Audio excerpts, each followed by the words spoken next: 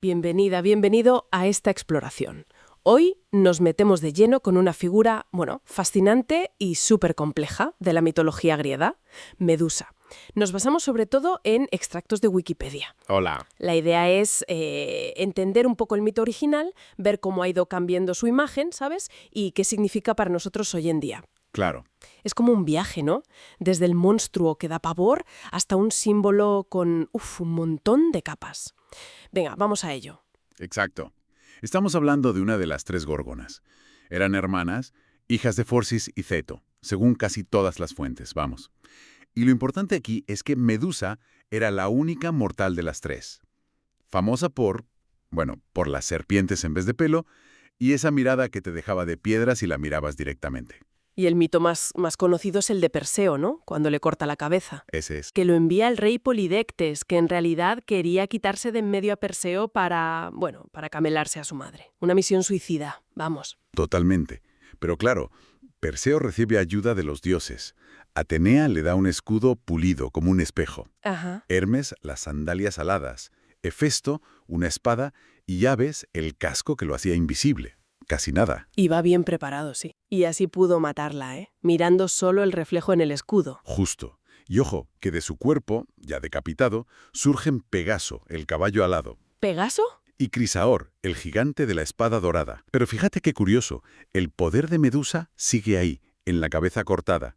Perseo la usa como arma. Petrificó con ella al titán Atlas, por ejemplo. ¿Ah, sí? Y luego al propio rey Polidectes, que se lo había buscado. Y al final se la entrega a Atenea. Jas y tal, la muestran como un monstruo puro y duro, ¿verdad? Sin duda. Cara horrible, colmillos, la lengua fuera. Vamos, para salir corriendo. Pero aquí la cosa empieza a cambiar. Ya en el siglo V a.C., Píndaro, un poeta, habla de la medusa de bellas mejillas. ¡Ostras! ¿Ya tan pronto? Sí. Y mucho más tarde, Ovidio, el poeta romano, en sus Metamorfosis, nos cuenta una historia sobre su origen que le da la vuelta a todo. Ah, esa es la versión que quizá nos suena más hoy, ¿no? La de que era una doncella guapísima. Esa misma. Según Ovidio, y decimos los romanos porque él escribía en latín y usaba los nombres romanos de los dioses. Claro, Poseidón, que era Neptuno para ellos, se unió a Medusa en un templo de Atenea. En un templo de Atenea. Vaya lío. Claro, Atenea, que para los romanos era Minerva, se enfadó muchísimo por la profanación del templo y como castigo transformó el pelo precioso de Medusa en serpientes. A ver, esta historia es tardía, desde Ovidio, pero encaja con que ya antes había imágenes de Medusa como una figura bella. Introduce esa dualidad trágica, ¿sabes? Es víctima y a la vez monstruo. Y eso abre la puerta a interpretaciones, más profundas, ¿no? Como lo que decía Joseph Campbell. Justo. Campbell sugirió que este mito podría ser un eco de algo histórico. Quizás la supresión de cultos matriarcales más antiguos, prehelénicos, donde a lo mejor las sacerdotisas llevaban máscaras de gorgona, y que la llegada de las tribus griegas más patriarcales acabó con ellos. La decapitación sería como el símbolo de esa conquista cultural. Entiendo. Y si damos un salto ya a tiempos más modernos, las lecturas se disparan. El psicoanálisis, por ejemplo, también se metió. Sí, Freud. Él vio en el terror a Medusa una especie de reflejo del miedo a la castración. Decía que era lo que sentiría un niño al ver los genitales femeninos y que las serpientes eran como el vello púbico. Una lectura, muy de su época y su teoría. Muy específica, sí. Pero hoy en día yo creo que la interpretación feminista tiene una fuerza tremenda. Sin duda, es una de las más potentes ahora mismo. Medusa se ha convertido en un símbolo de la rabia femenina, de la rabia contra la injusticia patriarcal. Se analiza mucho su historia, sobre todo la de Ovidio, como un caso de manual de culpabilización de la víctima después de una agresión sexual. Claro, Atenea la castiga a ella, no a Poseidón. Exacto. Y autoras como Hélène Cixous, en un texto famoso La risa de la medusa, invitan a las mujeres a reapropiarse de esa figura, a mirarla no como monstruo, sino como fuente de poder. Es curioso ver cómo hasta una marca de moda de lujo como Versace usa su imagen como logo. Es verdad, el logo de Versace. O sea que ya no es solo un mito antiguo, es casi una herramienta para pensar el presente, ¿no? Y no solo desde el feminismo. No solo. También se ha usado para hablar, por ejemplo, del nihilismo, de esa idea filosófica de que no hay valores absolutos y que la verdad puede ser, bueno, terrible, algo que no queremos mirar de frente. Jack London citaba a otro autor que hablaba de la medusa verdad. Y luego, claro, su impacto en el arte es brutal. Uf, sí. Caravaggio, Cellini, Bernini, está por todas partes, hasta hoy. Y en escudos, como la bandera de Sicilia, que la tiene como símbolo protector heredado de Atenea, e incluso da nombre a un montón de animales, sobre todo marinos. Es increíble. Hemos pasado del monstruo puro a un icono que es terror, sí, pero también belleza, víctima, poder femenino, verdades incómodas.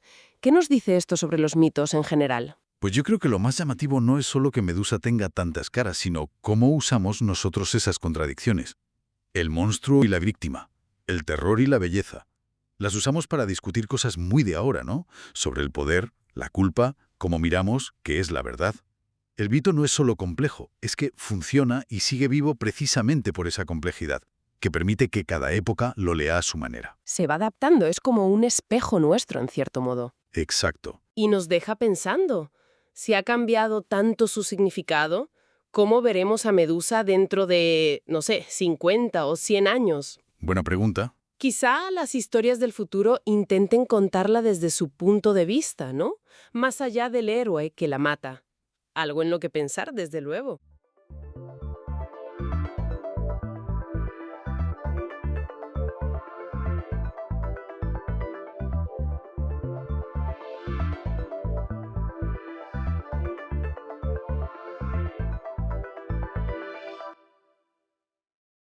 Bien, hoy nos sumergimos en una molécula que está, bueno, literalmente por todas partes en nuestro cuerpo y también en un montón de productos, el ácido hialurónico. Tenemos como base un artículo bastante completo de Wikipedia y la idea es extraer lo esencial, que es por qué es tan importante para nosotros, biológicamente hablando, y cómo se usa hoy en día. Vamos a intentar separar lo clave de lo más técnico. Para empezar, ¿qué es exactamente esto del ácido hialurónico? O hialuronano, que también se llama así.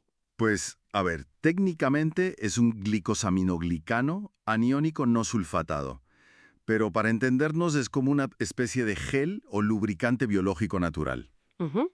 Una cadena muy larga de azúcares que está entre nuestras células. Lo curioso es que no está sulfatado, como otros parecidos, y se forma en la propia membrana de la célula. Y puede ser enorme, ¿eh? De tamaño molecular muy grande. O sea, una molécula gigante. Sí, sí. Fíjate, una persona de unos 70 kilos puede tener como 15 gramos en total. Y lo más sorprendente es que un tercio de esa cantidad se degrada y se vuelve a formar cada día. Cada día. Vaya ritmo. Y está en sitios muy importantes, ¿verdad? Como en las articulaciones. Exacto. En el líquido sinovial, el que lubrica las articulaciones, es un componente clave. Le da esa viscosidad para que todo se mueva suavemente. Claro. Y también en el cartílago.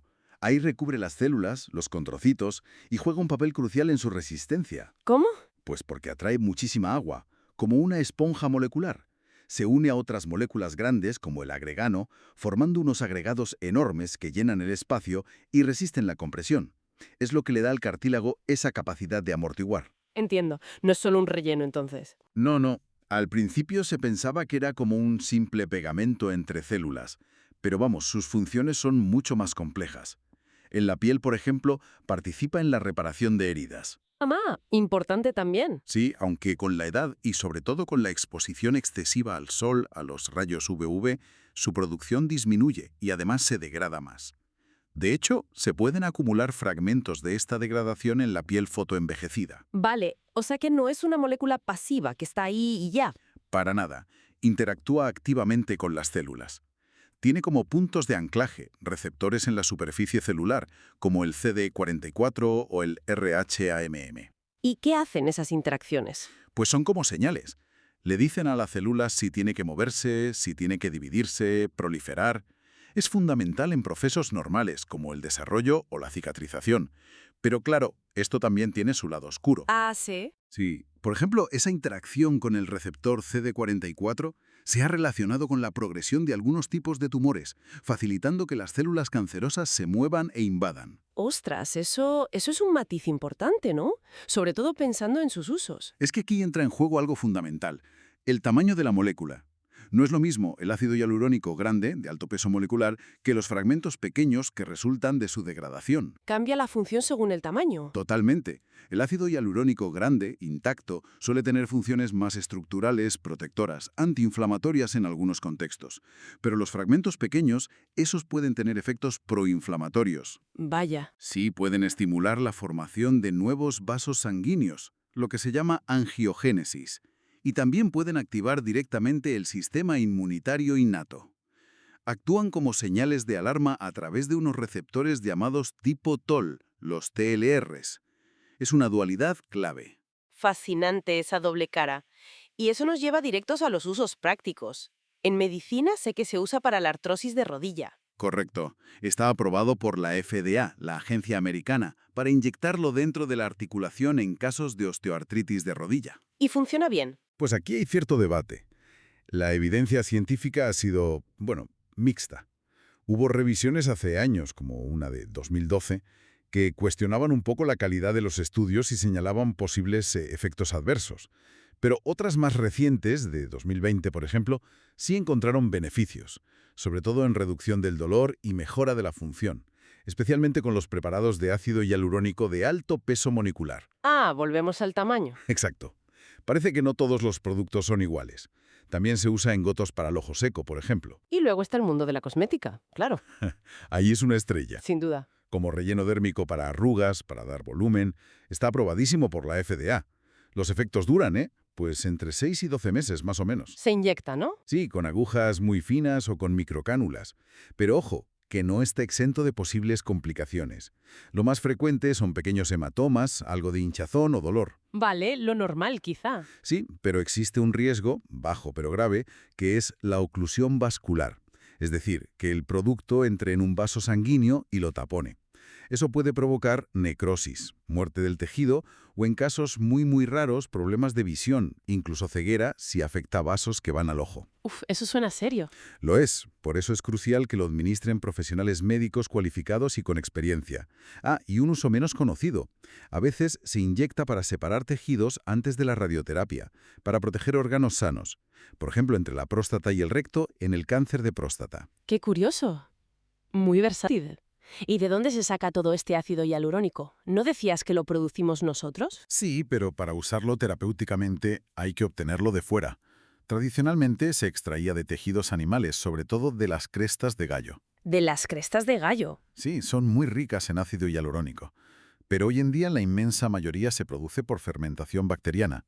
Se usan cepas específicas de bacterias, como Streptococcus, o incluso bacterias modificadas genéticamente, como Bacillus subtilis, que lo producen en grandes cantidades en bioreactores. Vale, más controlado y seguro, supongo. Exacto. Permite obtener un producto más puro y estandarizado. Y bueno, solo por recordar su estructura, es ese polímero larguísimo, una cadena de unidades de 2 azúcares que se repiten.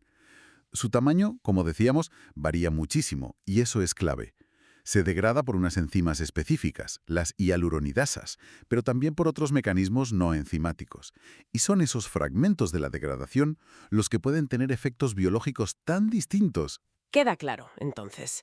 El ácido hialurónico es mucho más que una simple crema hidratante. Es una molécula natural, fundamental, con papeles súper complejos. Lubrica, estructura, da señales a las células. Eso es. Y esto ha llevado a un montón de aplicaciones médicas y cosméticas, aunque con sus debates sobre la eficacia en algunos casos y, sobre todo, con riesgos potenciales que hay que conocer. Exacto. Y quizá como reflexión final para quien nos escucha, sabiendo esta dualidad, ¿no? Que la misma molécula, según su tamaño o su contexto, puede ser protectora y estructural o, al contrario, proinflamatoria o implicada en procesos como el cáncer, ¿cómo podemos afinar su uso terapéutico en el futuro? Buena pregunta. Quizá diseñando moléculas modificadas con tamaños específicos o buscando maneras de controlar mejor cómo se degrada una vez dentro del cuerpo. Ahí hay un campo de investigación fascinante para intentar maximizar los beneficios y minimizar esos riesgos asociados a su doble naturaleza.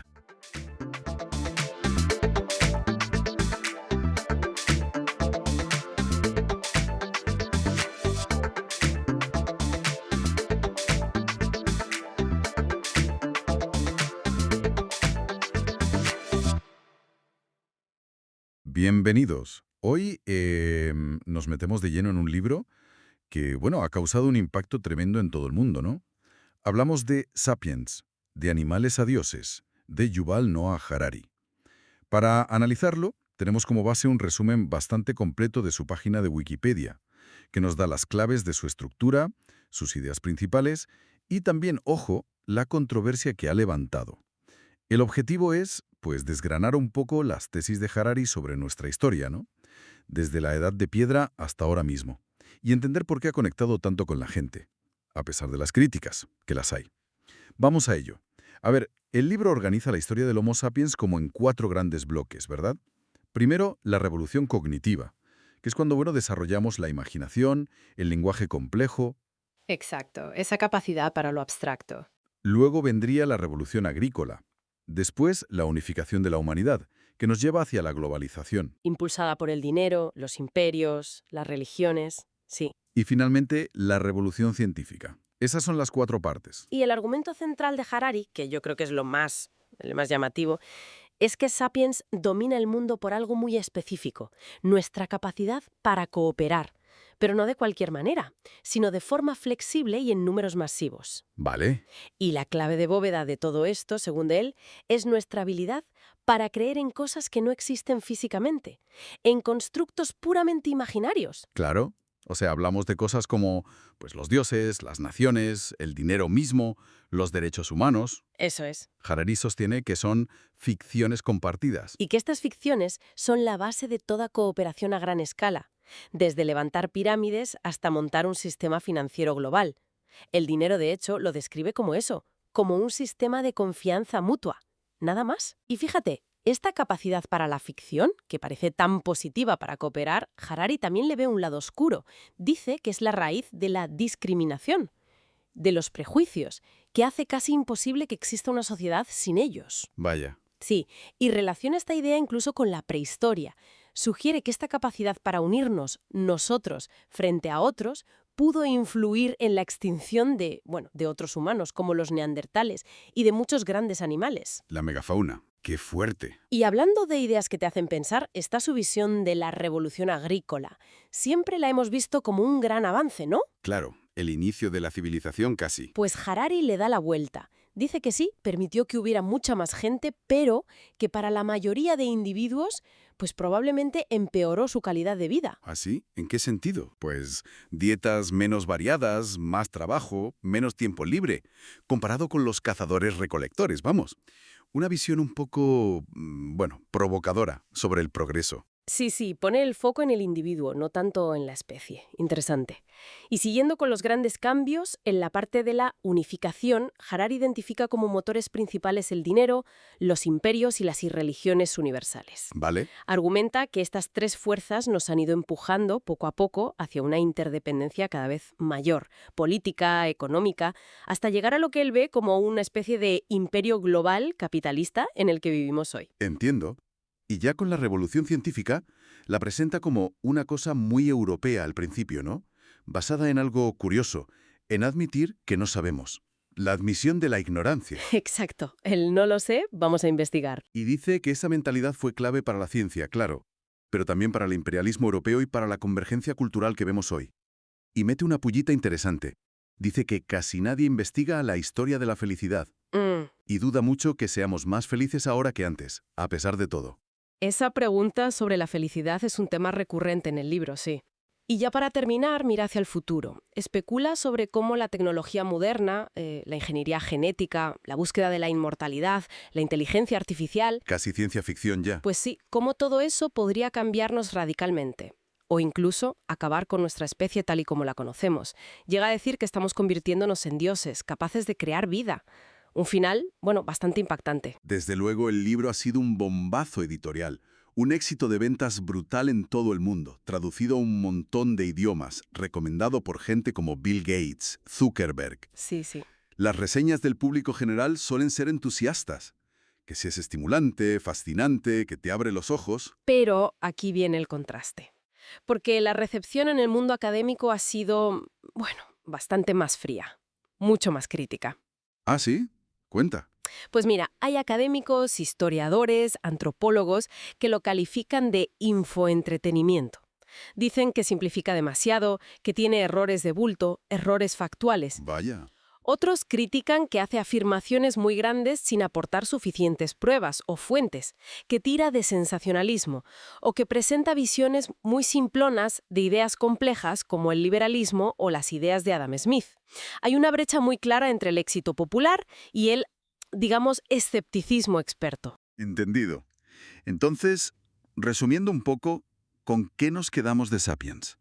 Parece que ofrece una narrativa muy potente, muy global y muy provocadora sobre quiénes somos y cómo hemos llegado hasta aquí, poniendo el foco en el poder de nuestras creencias compartidas, de esas ficciones. Exacto.